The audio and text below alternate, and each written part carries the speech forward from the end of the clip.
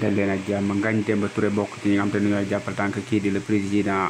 Ousmane Sonko moom moomee nag àdduna ci lu jëm ci li nga xam te ne moo di li fitna yi nga xam te ne kii di Ousmane Sonko jamono ji mi ngi koy dund. moom nag gisee san na ay live yoo xam te ne moom mi di Ngagne Demba doon na ko amal ci loo xamante ne ajuwan na ci ay manifestation yoo xamante ne ma ngi cee doon wax moom Ngagne Demba Touré.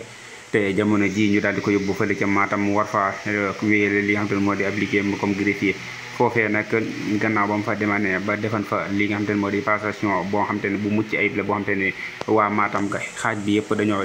waat ko daal di ànd ak moom moomee nag doon na waxaat ci li nga xam te ne moo di assertement yi nga xam te ne ñu ngi koy teg kii di le président Ousmane Sonko moom moomee nag comme ni koy ñeneen ñu bokk ci parti Pastef boobu di defee amale rek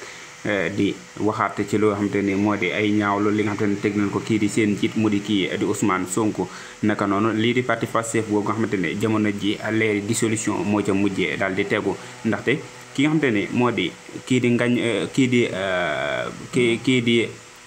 bu dee ki nga xamante ni moo di kii di Ngouda Mboup lam xamle moo di ni Pastef ñoom mën nañu bokk ci li nga xamante ne moo di ci élection yi waaye daal jamono ji loolee daal ba léegi nii fi ne ni daa nekk lu ni laam-laamee